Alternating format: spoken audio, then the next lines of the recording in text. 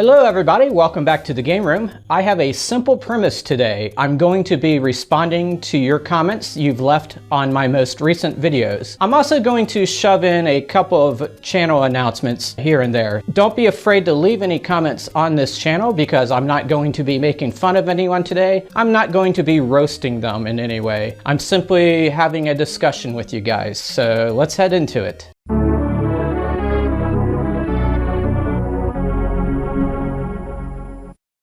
The first set of comments I'm going to go through here is going to be based on the top 10 best looking game consoles video that I posted recently. A lot of you disagreed with some of the picks and gave some of your own suggestions in the comments. Patrick Price Presents says, Panasonic Q for my number one. Fun list, bud. I took a look at the Panasonic Q based on your comment and you are correct. That is a gorgeous looking game system and I like that it's shiny. Probably the most shiny game system out there. It makes it hard to get a good photo of it. If you look on eBay and stuff, there's a lot of reflections from the room on the console. But yeah, it is a gorgeous work of art. And Patrick was not the only one that suggested that one. Pizza Man 79 says, the PS2 all day long, standing vertical, of course. I admit it kind of looks cool. I like the color of the PS2 logo that's on the side. To me, it's just an average looking system. I don't actually have the big model in this room, so maybe if I did, it would have more of an impression on me. For a lot of that list, I had to go on photos that I found online.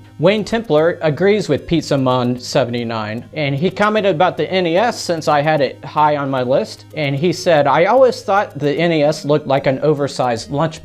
Actually, there is one system that does look like a lunchbox.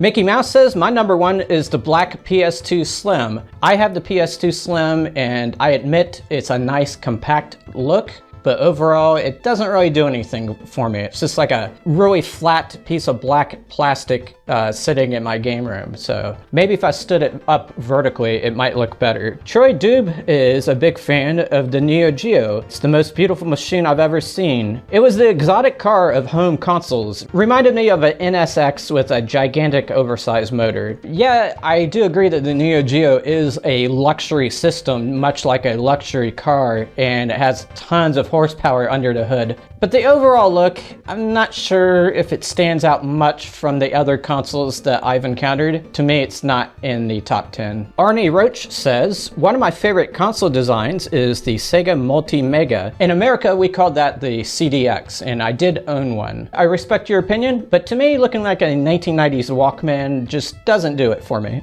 The Broken Tech says, I'd have to add the Fat PS3 to my personal list. Chromed out goodness that attracts dust, fingerprints, and scratches, but man, did it look awesome right out of the box. I agree, I've gone back and looked at that system, and I love the curve at the top. It is beautiful, and perhaps I overlooked that when I made that list. He also says, I had totally forgotten about the NES tapes. That was absolutely something I heard back in the 1980s. Yes, I recall a short time period in the early days of the NES where people were calling the games tapes. Not everybody, just like some of the local kids and the people selling the games at the flea market or whatever. I think at the time people were getting it conflated with VCR tapes and stuff like that. I don't remember them being called tapes during the Atari 2600 age, and I don't remember them being called tapes once the NES was becoming very popular. Hello, this is Future Kevin. There's actually numerous ads from the 2600 era that refer to the games as tapes. There's also a product that was sold at the time called Video Game Brain that lets you stack up a bunch of 2600 games into these slots, and it was basically a game selector, but on the box for that product, it actually uses the word tape. Patrick Heen says, my number one is by far the European SNES, or Super Famicom, in Japan. So elegant and eye-pleasing to look at. I did look at those, and I didn't think they were top 10 material, but I do agree that they look nice, and I think they look better than what we got in the US. Pixels and Creatures is responding to me having the Intellivision near the top of my list, and he said someone saw my Intellivision and thought it was an old phone and an answering machine. I agree that the Intellivision does look outdated, and especially to someone who's outside of the video game realm. Overall though, I do like the symmetry, I like the color scheme. It's gonna be based on people's taste, and some people are gonna look at that and think it's very ugly and outdated.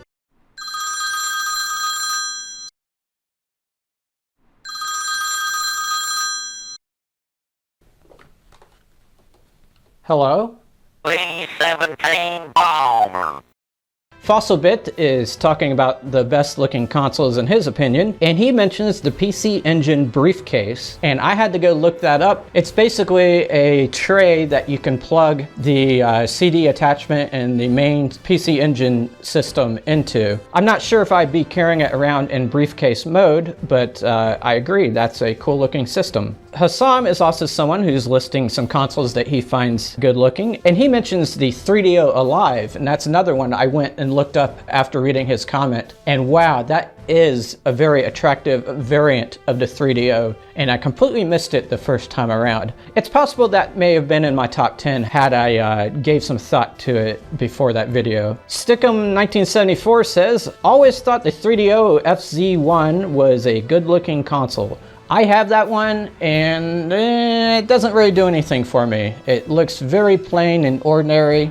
I think they should have gave it some bright lettering to contrast with the blackness. Mark Schultz says the design of the Atari 5200 seems to be heavily influenced by the B&O Bayomaster series, in particular the 1900 and 2400. That appears to be an audio device made by a company that makes luxury audio goods, and I do agree. I looked at some of the models, and wow, it does kind of look like a 5200. In fact, it wouldn't surprise me if some of the Atari people were at a trade show and saw the Bayomaster stuff and just borrowed from it. How Not to Play is asking, the black stands your systems are on, where did you get them? I originally found them in an Office Max, but I have not seen them there in ages. I probably bought them like 10 years ago. I bought additional ones off the internet, and they have become more pricey over time because I don't think anyone makes them anymore, but there's still stock rattling around. But anyway, I'm coming up with a way of replacing them all in this room because there are some limitations to them. I made a whole video on that subject recently called I Built a New Kind of Console Shelf. Hurry Come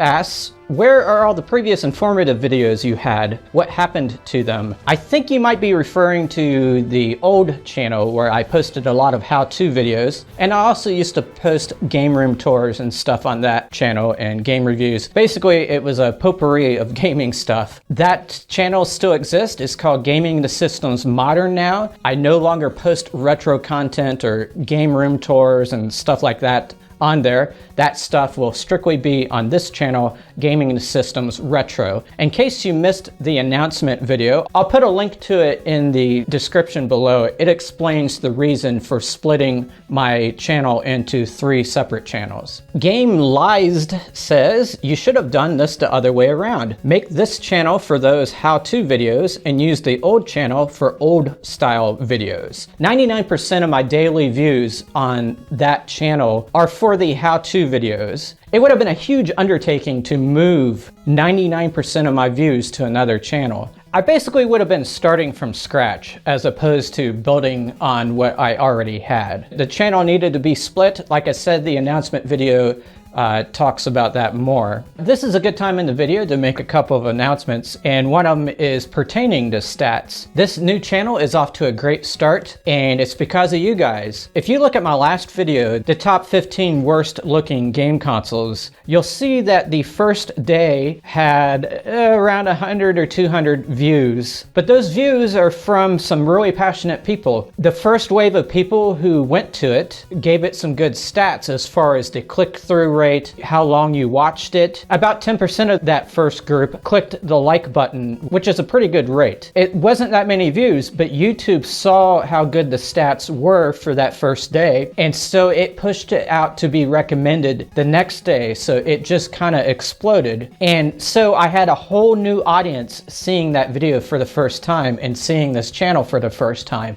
During that period, I gained 69 subscribers. This is only for one video. They were also watching the other videos on the channel. Unfortunately, those people don't watch it for as long as the first group did, and they also don't click the like button as much. So YouTube all of a sudden turns it off like a switch later on in that day. But I'm happy to have gotten that big group of people, and some of those people will become some of the first wave people. If we continue to have those good first days, and that first day of people continues to grow as a group, I think this is going to be a very successful channel in the long run. Thank you for all your support, especially those who are in that first wave of people. I really appreciate it. Another announcement I want to make is that my third channel, Rodney's Underground Life, now has over 100 subscribers, and I am working on a new video for that channel, and I'm creating a really cool looking prop downstairs. It's taking multiple days to do. I am going to hopefully make that a very good video unless something really goes wrong and I decide not to go through with that video. That channel is not going to have a lot of uploads on it over time. My concentration is on this channel and the Gaming the Systems Modern channel.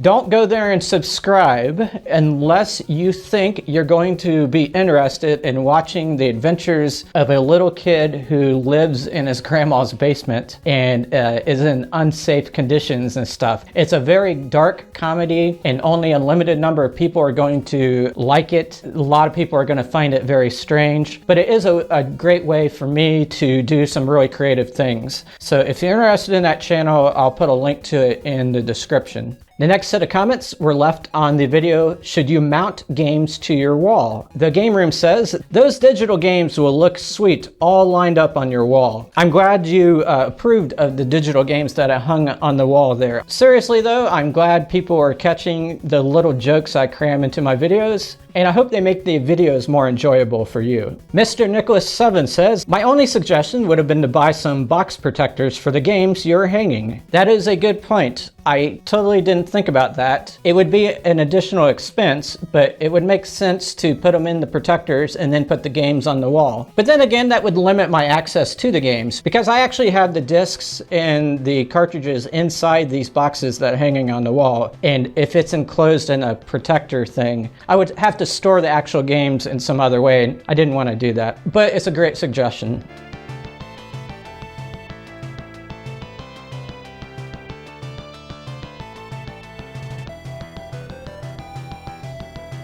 Hassam says, don't fix the wall, just cover it with a poster. Are you suggesting I don't have the skill necessary to repair the wall?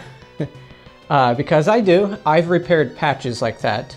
But in the meantime, I am going to cover it with a poster. Hassam made a second comment, and at the bottom of the comment, he's concerned that the sun hitting the wall where the games are at are going to fade the games. In this room, no sun can come in at all because I have cardboard in the windows. Also, I have curtains over the windows, but also that side of the wall, the sun could never really reach anyway. This reminds me, I do have a game that I attached to the window and it's been sitting in it for months. I'm doing an experiment of how the sun can fade video games. I might do a video about that experiment, but then again, it may not be big enough to warrant its own video, so it'll be interesting to see the results of that. Cats Games Whatever asks, did you enjoy playing It Takes Two with your wife? Terrible idea hanging those games, by the way. Yeah, me and my wife did enjoy playing through It Takes Two. We didn't like it as much as we do other similar platformers like Mario Odyssey. There's not that much to collect, and there's not that much to explore in those games. There's not that many secrets. The graphics are tremendous, and some of the levels are huge. It's just that they want you to proceed in one main direction the entire game, and I would rather explore a little bit. I do realize that you can unlock mini games by finding them in the game, but other than that, there's nothing to find in that game. That was only half of the responses I recorded recently. The other half will be posted soon. In the meantime, consider watching the top 10 best looking game consoles. The link is on the screen right there. May your games make you happy and smart, and may people respect you for playing them. So long, everybody.